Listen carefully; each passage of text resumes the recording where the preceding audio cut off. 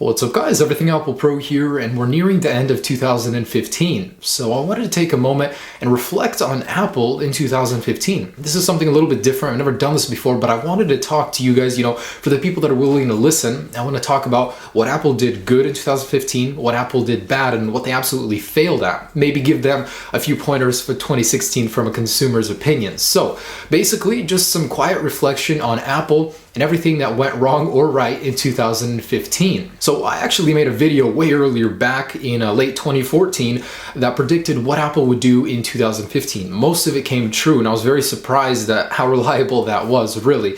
And coming in 2016, we're going to be seeing so much. I mean, Apple paved the way this year for a lot of new products. The new Apple TV OS, the new MacBook, the new iPad Pro, Apple Watch. We're going to be seeing the second generation of so many products in 2016, but in 2015, let's talk about all those things that Apple introduced, what sucked and what didn't. First off, probably the biggest thing about Apple in 2015 was the iPhone 6s. And I'm going to start with the good. The bad will come at the end. Trust me, there's plenty of that. So the iPhone 6s, I was actually very, very satisfied with. I love the design that they kept it. It made it a lot stronger. It's a lot more durable, the display and body, and I proved that in many different tests. And overall, the speed, I was very satisfied with the speed, the slow motion camera, 3D touch, that's going to be making its way to all the new iPads in 2016. And it was a good beginning. It's just there's not enough usage for it yet. But as far as the iPhone 6s goes, I really have very little complaints. Almost everything we predicted, everything I wanted out of it,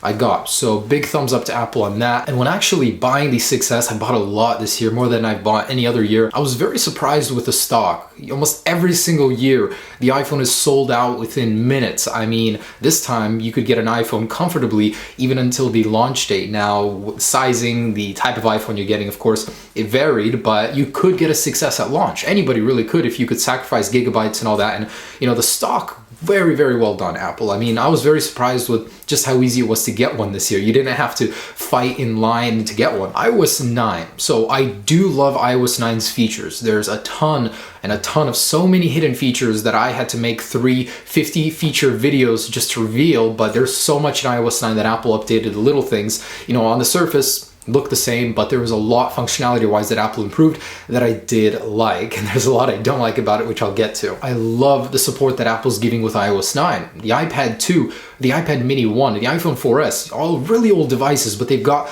the latest version of iOS 9 with most of its new features. That's just crazy. What kind of Android phone do you know of, excluding the Nexus, that goes way back and gives all old devices new features? That's just unheard of, really. So Apple, well done. Big +1 for me for that.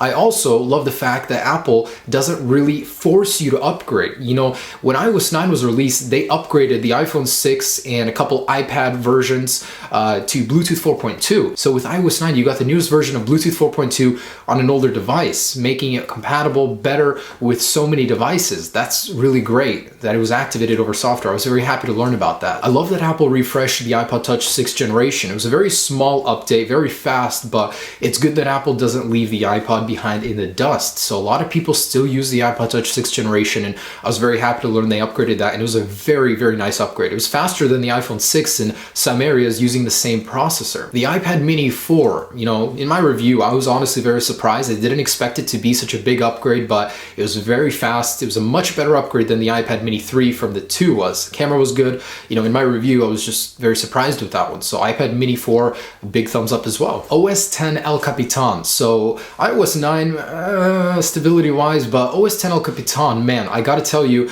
this is the first time upgrading OS on my Mac where I haven't had any issues, really, honestly, no issues. It's been faster. The Geekbench results are a lot better. I've noticed in Final Cut editing, I can push out, content a lot faster before than in OS 10 Yosemite. So very, very good update. Metal made true on the promises, so I was very satisfied with that. So if you're still on the edge about upgrading or not, you don't have to worry. The latest stability upgrade made it a lot better. And I gotta give a point for Boot Camp 10. So I installed Windows 10 on my MacBook Pro, and it was flawless. Boot Camp, the updated version for Windows 10, was really good. The support and the drivers, so another big thumbs up for that. iOS 9, I love the battery life. It really did upgrade the battery life in my iPhone 6 Plus. So the promise that Apple would increase the battery life certainly certainly was true. In low power mode, finally, you know, it's good to have that. The news app too, I do like. I don't use it as much as I should, but it's nice to have all of your news in a beautiful format in one place. The iPad Pro, it has a lot of potential. Software isn't 100% there yet.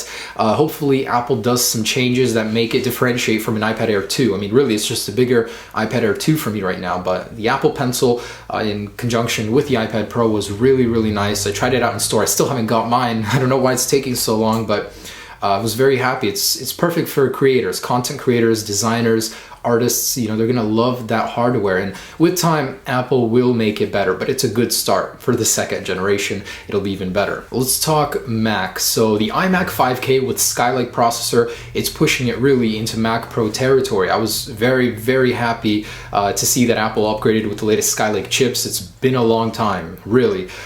Display's beautiful. They even added 10-bit color support, which was, you know, quite surprising. So iMac is doing very good. The MacBook, I had it, I purchased it. I honestly really like the form factor. When I first got the MacBook Air, I bought it brand new. It was my first brand new MacBook ever, and I was blown away. It was so thin, so light, so capable for its size. And now the MacBook, you know, it's not quite as capable as the MacBook Air. That's why Apple still keeps the MacBook Air in the lineup, but it's a great start. It uses an Intel Core M processor, which right now is not up to par with a lot of the competitors, but with time it'll get cheaper and better with more capability. You know, one USB-C port, that's a little lame.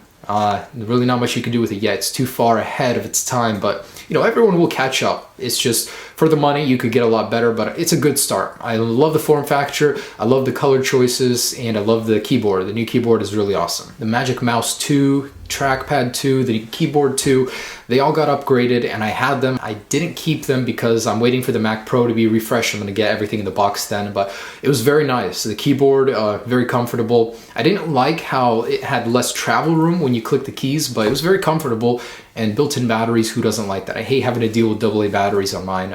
But definitely, if you're gonna be buying a Mac, look into getting those. The Apple TV 2, so I had one. I didn't actually review it on this channel. I had a lot of other stuff going on, but it's pretty nice. I love the remote in particular. The fact that it charges super fast, how well made it is. Don't drop it though, it's actually made of glass.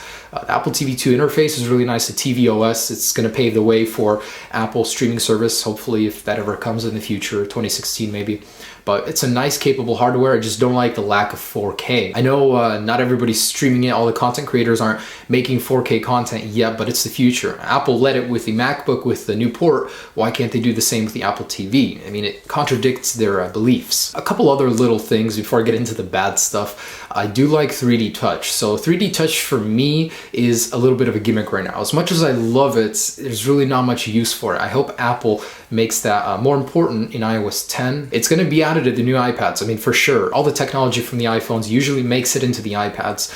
I really like it though. I mean, with live photos in particular, live photos I really like. They capture the moment better than photos, but not as tedious as having to go and record video. So you just 3D touch on photos and you get a beautiful image. I mean, sound and a little bit of video before and after taking a shot. I really like it. It helps capture the moment so much better. Okay, and that's the good. So I've been saying all these good things to Apple, but there's so much that frustrates me in 2015 that Apple did wrong. So let's talk about that. 16 gigabyte in the new iPhone, a storage option. While all competitors are pushing for 32, Apple stayed at 16. Now, the way I see it is Apple is getting a little bit greedy in 2015. You know, instead of providing a good user experience, you know, their products are already expensive. Help people be able to experience your products better. I mean, why do you give people 16 gigabytes? It's just frustrating. You don't even get that much out of the box. You get like 10 gigs straight out of the box and 4K video, all the good stuff that the new iPhone provides. It doesn't have enough room. So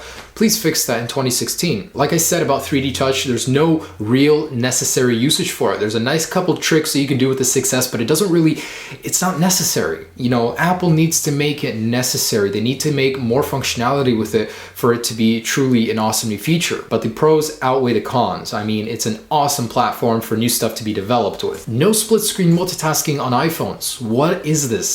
You know, a lot of Android phones do that and they do it so well. jailbreak tweaks enable it on the iPhones, yet Apple doesn't want to enable it stock. They said it wasn't powerful enough or the screen was too small, but I respectfully disagree. I think that could definitely be possible and Apple's just not doing it. And alongside the good stock with the iPhone success, I was disappointed that there are no more lines. As much hate as they get, people coming out and waiting in line for the new iPhone, it's an experience. Everybody there is excited for the newest product. It's awesome talking to new people, meeting new people. Just, you can feel the electricity in the air at the lines. And this year, there were none. So I was honestly a little bit disappointed to learn that. It was kind of a thing, New iPhone comes out, you go stand in line, you meet a lot of people. It was a fun experience. Now, because there's so much good stock, we can no longer stand in line because you could just get one day one, mostly.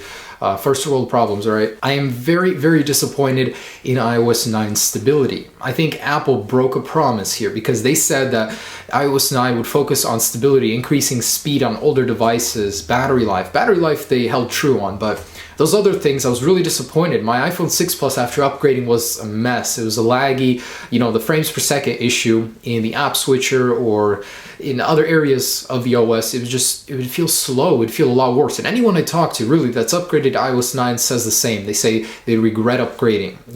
Hopefully by the end of iOS 9, Apple makes do on their promise. But right now, they didn't deliver and I was very disappointed in that. iOS 9 updates. So the updates we've had in iOS 9, most of them are there just to fix iOS 9's issues. We've had a severe lack of actual new features in the updates. Yeah, there's new emojis and a couple little tiny things like some new wallpapers, but nothing big like, in iOS 8, iOS 7 updates, we'd see a lot of new features. Now that's not the case. Just fixing issues from iOS 9. I'm very disappointed in the slow update of Macs. I'm on my Mac Pro right now. I want to be releasing 4K videos, but it just can't handle them very well. It takes forever for me to render them.